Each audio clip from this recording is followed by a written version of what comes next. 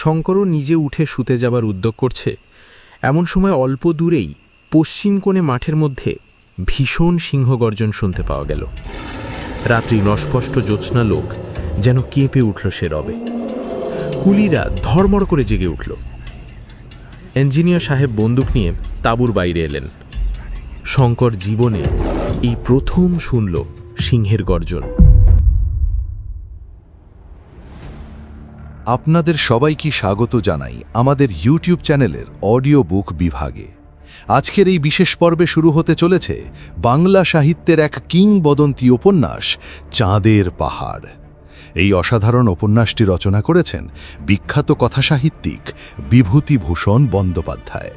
বাংলা সাহিত্যের জগতে তিনি এক উজ্জ্বল নক্ষত্র, যার লেখায় মিশে থাকে প্রকৃতির সৌন্দর্য, মানুষের অনুভব আর অদম্য স্বপ্নের গল্প।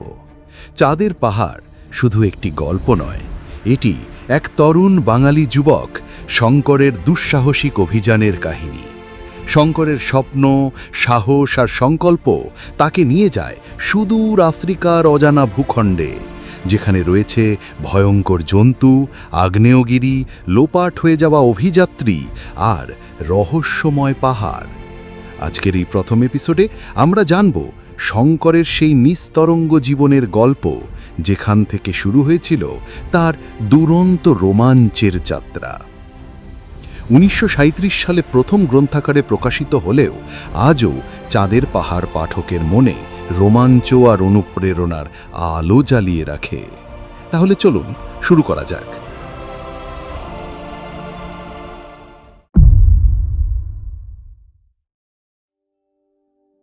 শঙ্কর একেবারে অজ পাড়াগাঁয়ের ছেলে। এইবার সে সবে এফএ পাশ দিয়ে গ্রামে বসেছে। কাজের মধ্যে সকালে বন্ধুবান্ধবদের বাড়িতে গিয়ে আড্ডা দেওয়া, দুপুরে আহার আনতে লম্বা ঘুম, বিকেলে পালঘাটের বাঁওড়ে মাছ ধরতে যাওয়া।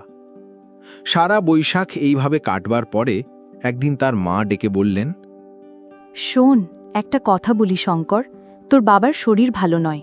এই অবস্থায় আর তোর পড়াশোনা হবে কি করে? কে খরচ দেবে? এইবার একটা কিছু কাজের চেষ্টা দেখ। মায়ের কথাটা শঙ্করকে ভাবিয়ে তুললে। সত্যি তার বাবার শরীর আজ মাস থেকে খুব খারাপ যাচ্ছে। কলকাতার খরচ দেওয়া তার পক্ষে ক্রমেই অসম্ভব হয়ে উঠছে। অথচ করবেই বাকি শঙ্কর। এখন কি তাকে কেউ চাকুরি দেবে? চিনেই বা সে কাকে? আমরা যে সময়ের কথা বলছি, ইউরোপের মহাযুদ্ধবাধ্যে তখনও 5 বছর দেরি। 1909 সালের কথা। তখন চাকুরির বাজার এতটা খারাপ ছিল না। শঙ্করদের গ্রামের এক ভদ্রলোক শ্যামনগরে না নৈহাটিতে পাটের কলে চাকুরি করতেন। শঙ্করের মা তার স্ত্রীকে ছেলের চাকুরির কথা বলে এলেন, যাতে তিনি স্বামীকে বলে শঙ্করের জন্যে পাটের কলে একটা কাজ জোগাড় করে দিতে পারেন। ভদ্রলোক পরদিন বাড়ি বয়ে বলতে এলেন যে শঙ্করের চাকুরির জন্য তিনি চেষ্টা করবেন।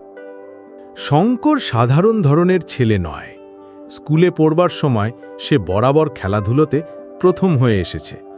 সেবার মহকুমার এক্সিবিশনের সময় হাই জাম্পে সে প্রথম স্থান অধিকার করে মেডেল পায়। ফুটবলে অমন সেন্টার ফরওয়ার্ড ও অঞ্চলে তখন কেউ ছিল না। সাঁতার দিতে কার জুড়ি খুঁজে মেলা ভার।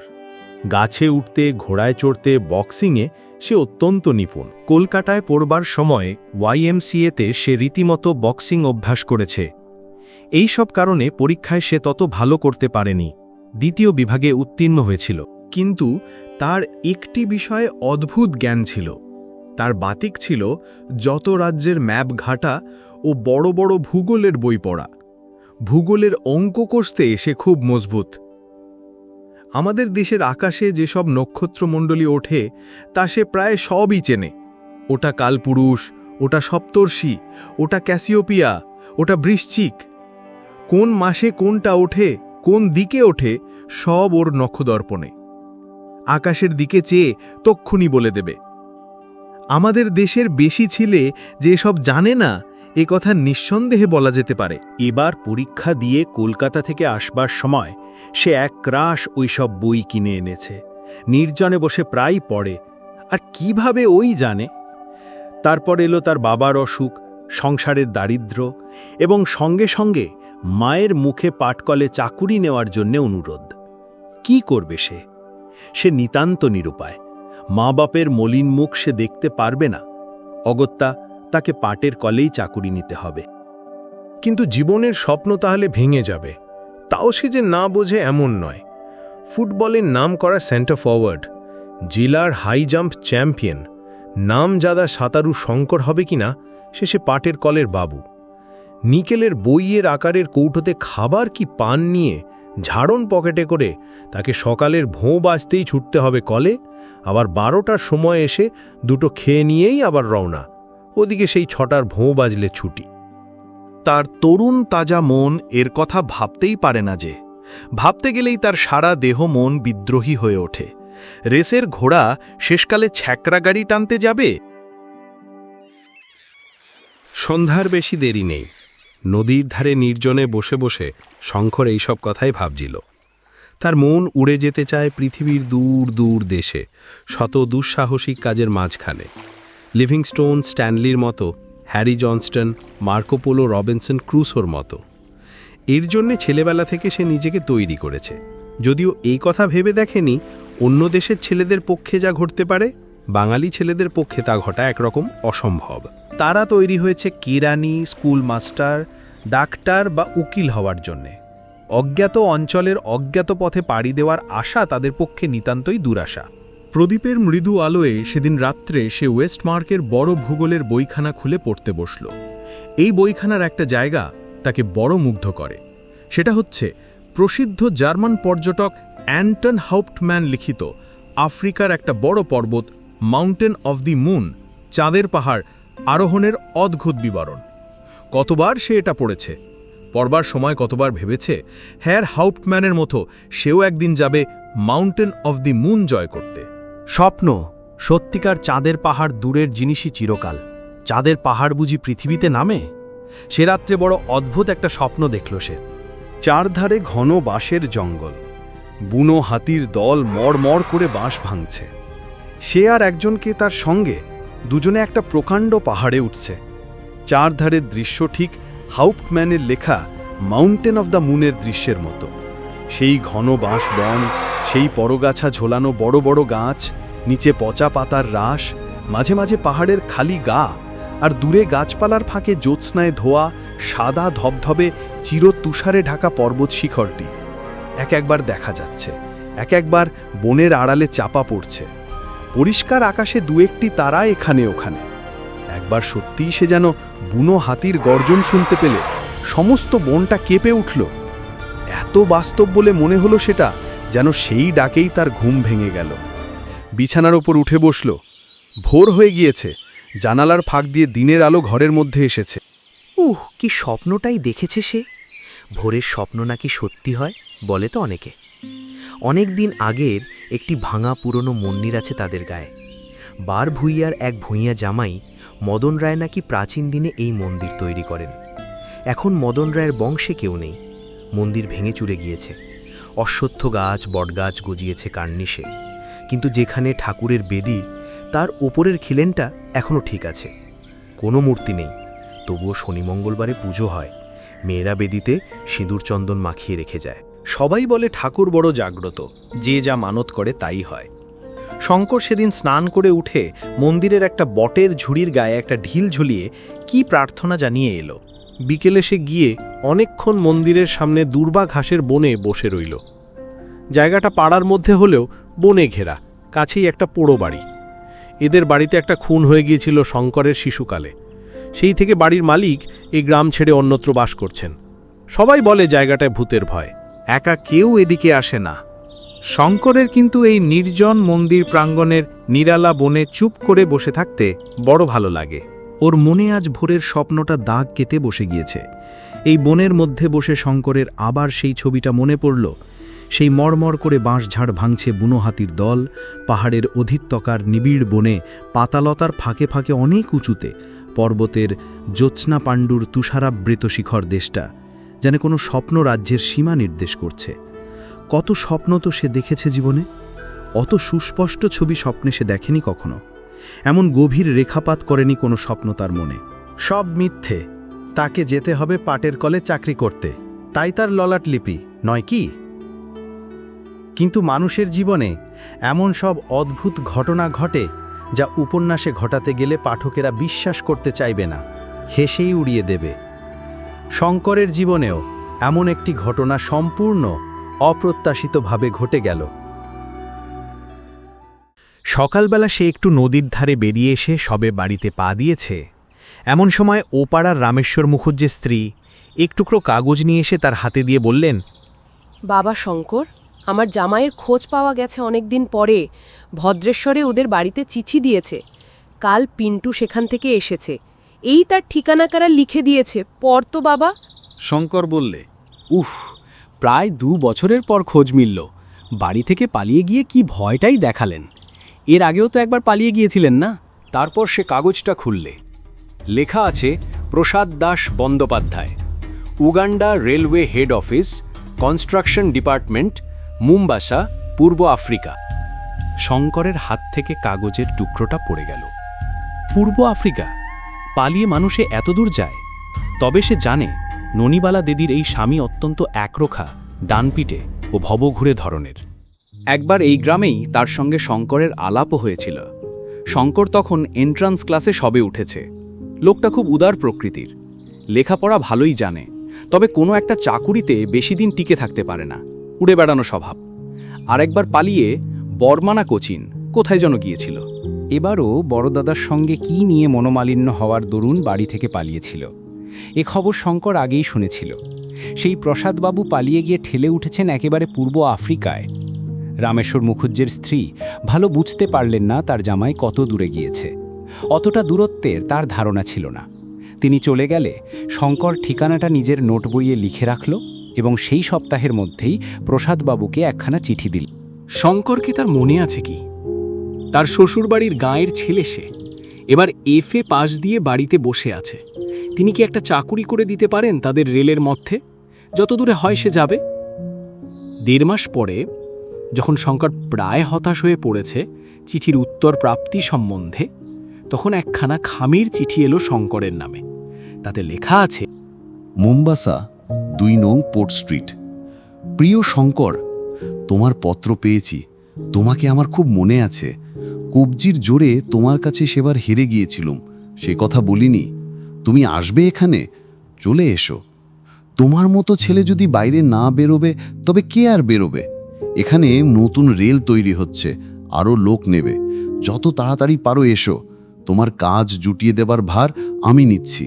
তোমাদের প্রসাদ দাস বন্দ্যোপাধ্যায়। শঙ্করের বাবা চিঠি দেখে খুব খুশি।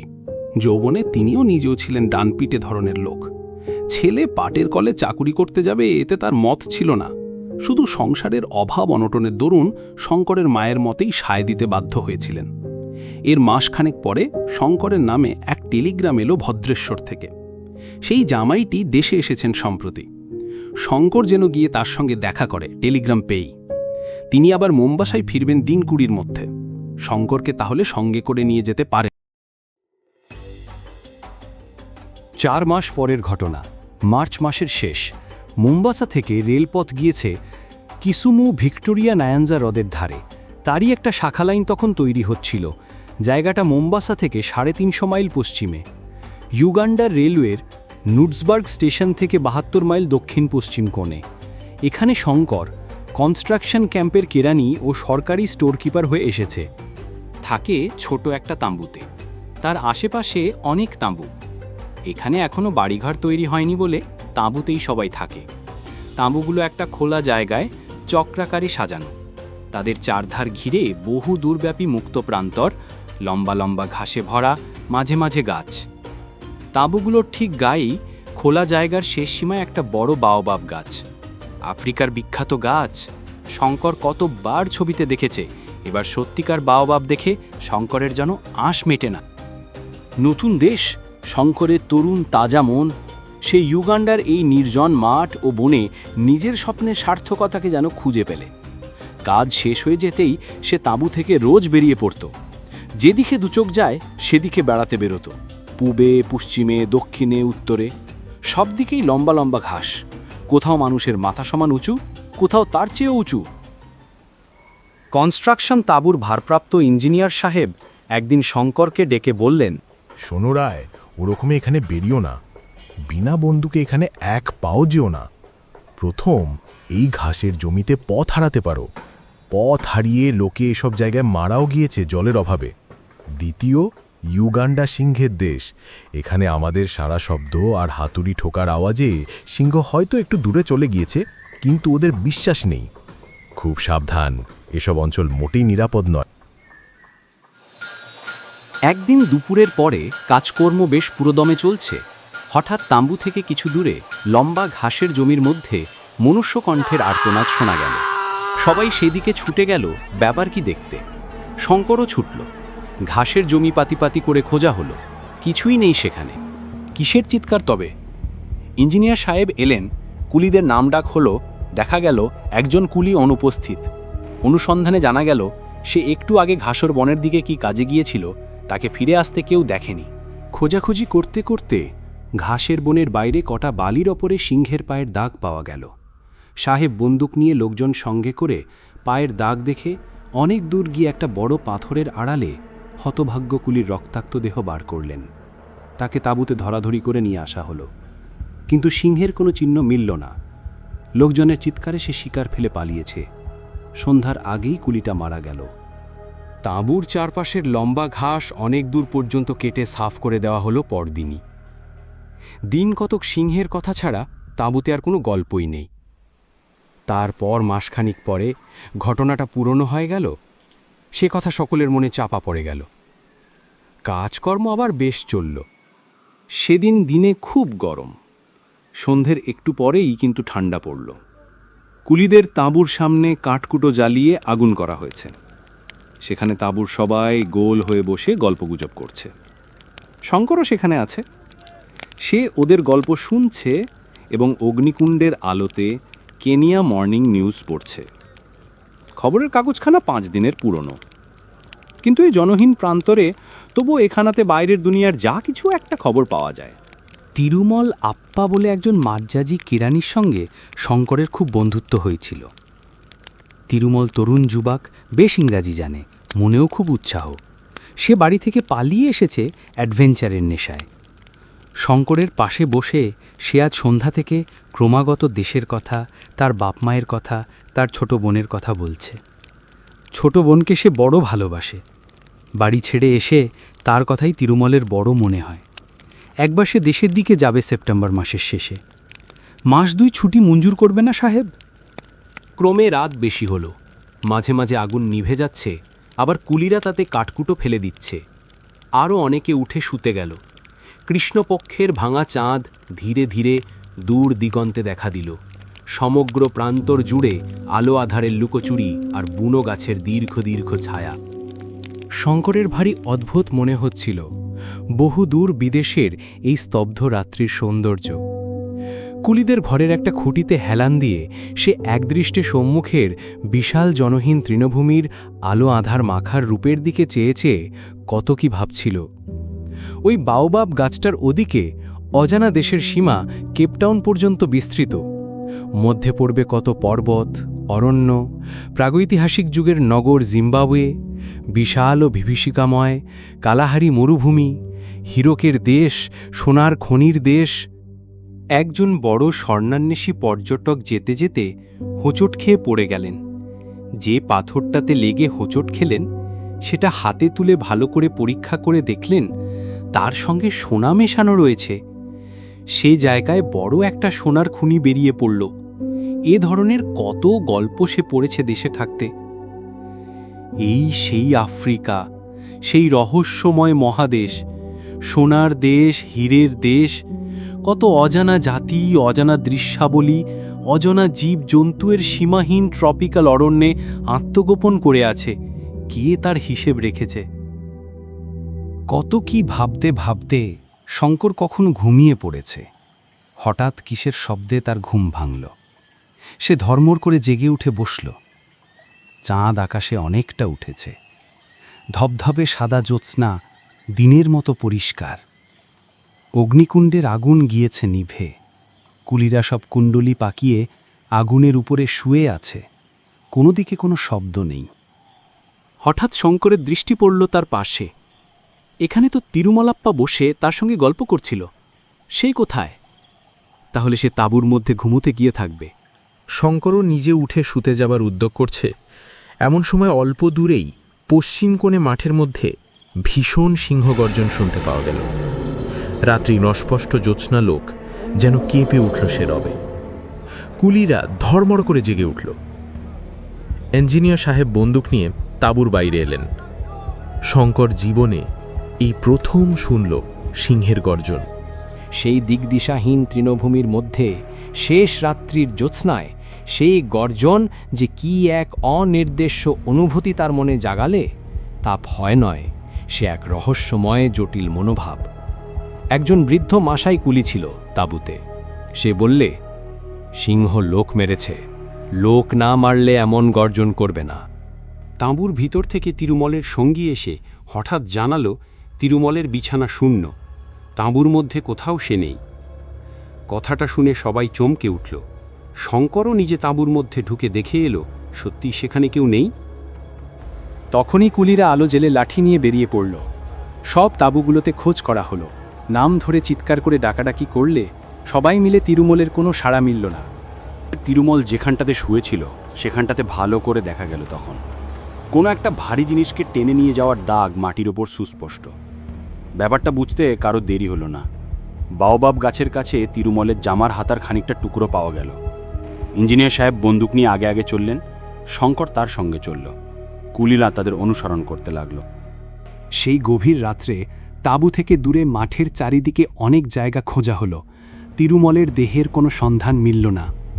এবার আবার সিংহগর্জন শোনা গেল, কিন্তু দূরে, যেন এই নির্জন প্রান্তরের অধিষ্ঠাত্রী কোনো রহস্যময়ী রাক্ষসীর বিকট চিৎকার। মাসাই কুলিটা বললে, সিংহ দেহ নিয়ে চলে যাচ্ছে, কিন্তু ওকে নিয়ে আমাদের ভুগতে হবে। আরও অনেকগুলো মানুষও ঘায়েল না করে ছাড়বে না। সবাই সাবধান, যে সিংহ একবার মানুষ খেতে শুরু করে সে অত্যন্ত ধূর্ত হয়ে ওঠে। রাত যখন প্রায় ৩টে, তখন সবাই ফিরল তাঁবুতে। বেশ ফুটফুটে জ্যোৎস্নায় সারা মাঠ আলো হয়ে উঠেছে। আফ্রিকার এই অংশে পাখি বড় একটা দেখা যায় না দিন মানে, কিন্তু এক ধরনের রাত্রিচর পাখি ডাক শুনতে পাওয়া যায় রাত্রে। সে সুর অপার্থিব ধরনের মিষ্টি। এইমাত্র সেই পাখি কোনো গাছের মাথায় বহুদূরে ডেকে উঠল, মনটা এক মুহূর্তে উদাস করে দেয়। শঙ্কর ঘুমোতে গেল না, আর সবাই তাঁবুর মধ্যে শুতে গেল, কারণ পরিশ্রম কারও কম হয়নি। তাঁবুর সামনে কাঠকুটো জ্বালিয়ে প্রকাণ্ড অগ্নিকুণ্ড করা হলো। শঙ্কর সাহস করে বাইরে বসতে অবশ্যই পারলে না, এরকম দুঃসাহসের কোনো অর্থ হয় না। তবে সে নিজের ঘরে শুয়ে জানলা দিয়ে বিস্তৃত জ্যোৎস্না আলোকিত অজানা প্রান্তরের দিকে চেয়ে রইল। মনে কি এক অদ্ভুত ভাব। তিরুমলের অদৃষ্টলিপি, এই জন্যই বোধহয় তাকে আফ্রিকায় টেনে এনেছিল। তাকেই বা কি জন্য এখানে এনেছে তার অদৃষ্ট, কে জানে তার খবর। আফ্রিকা অদ্ভুত সুন্দর দেখতে, কিন্তু আফ্রিকা ভয়ঙ্কর। দেখতে বাবলা বনে ভর্তি বাংলাদেশের মাঠের মতো দেখালে কি হবে? আফ্রিকা অজানা, মৃত্যু সংকুল, যেখানে সেখানে অতর্কিত নিষ্ঠুর মৃত্যুর ফাঁদ পাতা। পরমুহূর্তে কি ঘটবে এই মুহূর্তে তা কেউ বলতে পারে না। আফ্রিকা প্রথম বলি গ্রহণ করেছে তরুণ হিন্দু যুবক তিরুমলকে। সে বলি চায়। তিরুমল তো গেল, সঙ্গে সঙ্গে ক্যাম্পে পরদিন থেকে এমন অবস্থা হয়ে উঠল যে আর সেখানে সিংহের উপদ্রবে থাকা যায় না। মানুষ খেকো সিংহ অতি ভয়ানক জানোয়ার, যেমন সে ধূর্ত তেমনি সাহসী। সন্ধ্যা তো দূরের কথা, দিন মানেই একা বেশি দূর যাওয়া যায় না। সন্ধ্যার আগে তাঁবুর মাঠে নানা জায়গায় বড় বড় আগুনের কুণ্ড করা হয়। কুলিরা আগুনের কাছে ঘেঁষে বসে গল্প করে, রান্না করে, সেখানে বসেই খাওয়া দাওয়া করে। ইঞ্জিনিয়ার সাহেব বন্দুক হাতে রাত্রে ৩-৪ বার তাঁবুর চারদিকে ঘুরে পাহারা দেন, ফাঁকা দেওড় করেন। এত সতর্কতার মধ্যেও একটা কুলিকে সিংহ নিয়ে পালালো তিরুমলকে মারবার ঠিক 2 দিন পরে সন্ধ্যারাত্রে। তার পরদিন একটা সোমালি কুলি দুপুরে তাঁবু থেকে ৩০০ গজের মধ্যে পাথরের ঢিবিতে পাথর ভাঙতে গেল। সন্ধ্যায় সে আর ফিরে এলো না। সেই রাত্রেই রাত 10টার পরে শঙ্কর ইঞ্জিনিয়ার সাহেবের তাঁবু থেকে ফিরছে। লোকজন কেউ বড় একটা বাইরে নেই। সকাল সকাল যে যার ঘরে শুয়ে পড়েছে। কেবল এখানে ওখানে দু একটা নির্বাপিত প্রায় অগ্নিকুণ্ড। দূরে শেয়াল ডাকছে।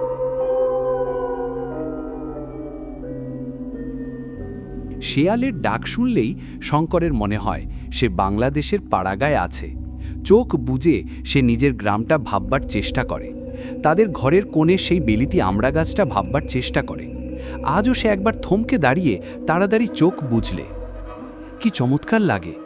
কোথায় সে? সেই তাদের গায়ে বাড়ির জানলার পাশে তক্তপোষে শুয়ে। বিলিতি আমড়া গাছটার ডালপালা চোখ খুললেই চোখে পড়বে। ঠিক দেখবে সে চোখ খুলে। শঙ্কর ধীরে ধীরে চোখ খুলল। অন্ধকার প্রান্তর। দূরে সেই বড় বাউবাব গাছটা অস্পষ্ট অন্ধকারে দৈত্যের মতো দাঁড়িয়ে আছে। হঠাৎ তার মনে হল সামনের একটা ছাতার মতো গোল ঘরের নিচু চালার উপরে কি যেন একটা নড়ছে। পরক্ষণেই সে ভয়ে ও বিস্ময়ে কাঠ হয়ে গেল। প্রকাণ্ড একটা সিংহ ঘরের চালা থাবা দিয়ে খুঁচিয়ে গর্ত করবার চেষ্টা করছে। ও মাঝে মাঝে নাকটা চালার গর্তের কাছে নিয়ে গিয়ে কিসের যেন ঘাড় নিচ্ছে। তার কাছ থেকে চালাটার দূরত্ব বড়জোর 20 হাত। শঙ্কর বুঝলে সে ভয়ানক বিপদগ্রস্ত। সিংহ চালার খড় খুঁচিয়ে গর্ত করতে ব্যস্ত। সেখান দিয়ে ঢুকে সে মানুষ নেবে। শঙ্করকে সে এখনো দেখতে পায়নি। তাঁবুর বাইরে কোথাও লোক নেই। সিংহের ভয়ে বেশি রাত্রে কেউ বাইরে থাকে না। নিজে সে সম্পূর্ণ নিরস্ত্র, একগাছা লাঠি পর্যন্ত নেই হাতে। শঙ্কর নিঃশব্দে পিছু হটতে লাগল ইঞ্জিনিয়ারের তাঁবুর দিকে, সিংহের দিকে চোখ রেখে। 1 মিনিট, 2 মিনিট। নিজের স্নায়ুমণ্ডলীর ওপর যে তার এত কর্তৃত্ব ছিল তা এর আগে শঙ্কর জানত না। একটা ভীতিসূচক শব্দ তার মুখ দিয়ে বেরোল না, বা সে হঠাৎ পিছু ফিরে দৌড় দেবার চেষ্টাও করল না। ইঞ্জিনিয়ারের তাঁবুর পর্দা উঠিয়ে এসে ঢুকে দেখল সাহেব টেবিলে বসে তখনও কাজ করছে। সাহেব ওর রকম সকম দেখে বিস্মিত হয়ে কিছু জিজ্ঞেস করবার আগেই ও বললে, সাহেব সিংহা। সাহেব লাফিয়ে উঠল। কই? কোথায়? বন্দুকের র্যাকে একটা 375 ম্যানলিকার রাইফেল ছিল। সাহেব সেটা নামিয়ে নিল। শঙ্করকে আর একটা রাইফেল দিল। দুজনে তাঁবুর পর্দা তুলে আস্তে আস্তে বাইরে এলো। একটু দূরেই কুলি লাইনের সেই গোল চালা, কিন্তু চালার ওপর কোথায় সিংহ? শঙ্কর আঙুল দিয়ে দেখিয়ে বললে, এই মাত্র দেখে গেলাম স্যার, ওই চালার ওপর সিংহ থাবা দিয়ে খড় খোঁচাচ্ছে। সাহেব বললে, পালিয়েছে, জাগাও সবাইকে। একটু পরে তাঁবুতে মহা শোরগোল পড়ে গেল। লাঠি, সরকি, গাঁতি, মুগুর নিয়ে কুলির দল হল্লা করে বেরিয়ে পড়ল। খোঁজ খোঁজ চারিদিকে। খড়ের চালা সত্যি ফুটো দেখা গেল। সিংহের পায়ের দাগও পাওয়া গেল, কিন্তু সিংহ উধাও হয়েছে। আগুনের কুণ্ডে বেশি করে কাঠ ও শুকনো খড় ফেলে আগুন আবার জ্বালানো হলো। সেই রাত্রি অনেকেরই ভালো ঘুম হলো না। তাঁবুর বাইরেও বড় একটা কেউ রইল না। শেষ রাত্রের দিকে শঙ্কর নিজের তাঁবুতে শুয়ে একটু ঘুমিয়ে পড়েছিল। একটা মহা শোরগোলের শব্দে তার ঘুম ভেঙে গেল। মাসাই কুলিরা সিম্বা সিম্বা বলে চিৎকার করছে। দুবার বন্দুকের আওয়াজ হলো। শঙ্কর তাঁবুর বাইরে এসে ব্যাপার জিজ্ঞেস করে জানলে সিংহ এসে আস্তাবলের একটা ভারবাহী অশ্বতরককে জখম করে গিয়েছে এইমাত্র। সবাই শেষ রাত্রে একটু ঝিমিয়ে পড়েছে, আর সেই সময় এই কাণ্ড। পরদিন সন্ধ্যার ঝুঁকে একটা ছোকরা কুলিকে তাঁবু থেকে 108 মধ্যে সিংহ নিয়ে গেল। দিন 4 পর আরেকটা কুলিকে নিল বাওবাব গাছটার তলা থেকে। কুলিরা কেউ আর কাজ করতে চায় না। লম্বা লাইনে গাঁতিওয়ালা কুলিদের অনেক সময় খুব ছোট দলে ভাগ হয়ে কাজ করতে হয়। তারা তাঁবু ছেড়ে দিনের বেলা যেও বেশি দূর যেতে চায় না। তাঁবুর মধ্যে থাকাও রাত্রি নিরাপদ নয়। সকলের মনে ভয়, প্রত্যেকেই ভাবে এইবার তার পালা। কাকে কখন নেবে কিছু স্থিরতা নেই। এই অবস্থায় কাজ হয় না। কেবল মাসাই কুলিরা অবিচলিত রইল। তারা জমকেও ভয় করে না। তাঁবু থেকে 2 মাইল দূরে গাঁতির কাজ তারাই করে। সাহেব বন্দুক নিয়ে দিনের মধ্যে 4-5 বার তাদের দেখাশোনা করে আসে। কত নতুন ব্যবস্থা করা হলো, কিছুতেই সিংহের উপদ্রব কমল না। অত চেষ্টা করেও সিংহ শিকার করা গেল না। অনেকে বললে সিংহ একটা নয়, অনেকগুলো, কটা মেরে ফেলা যাবে? সাহেব বললে, মানুষ খেকো সিংহ বেশি থাকে না, একটা সিংহেরই কাজ। একদিন সাহেব শঙ্করকে ডেকে বললে বন্দুকটা নিয়ে গাঁতিদার কুলিদের একবার দেখে আসতে। শঙ্কর বললে, তোমার ম্যানলিকারটা দাও। সাহেব রাজি হলো।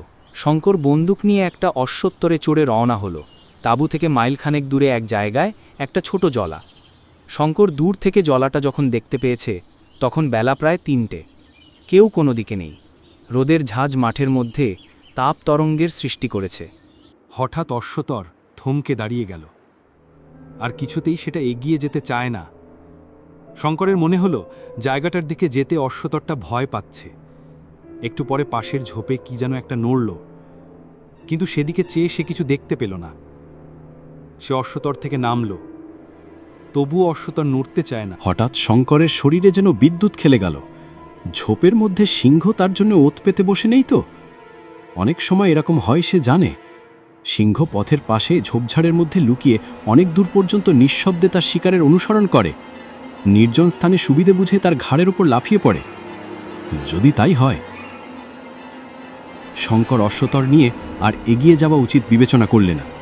ভাবলে তাঁবুতে ফিরেই যায়। সবেই সে তাঁবুর দিকে অশ্বতরের মুখটা ফিরিয়েছে, এমন সময় আবার ঝোপের মধ্যে কি একটা নড়ল।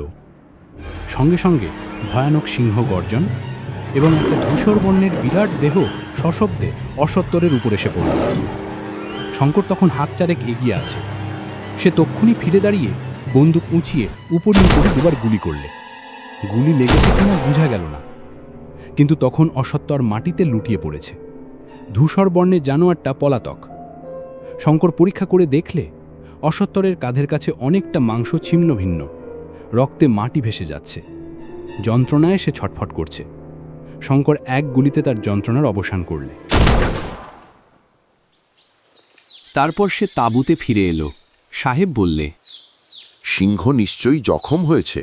বন্দুকের গুলি যদি গায়ে লাগে, তবে দস্তুর মতো জখম তাকে হতেই হবে। কিন্তু গুলি লেগেছিল তো? শঙ্কর বললে, গুলি লাগালাগির কথা সে বলতে পারে না। বন্দুক ছুঁড়েছিল এইমাত্র কথা।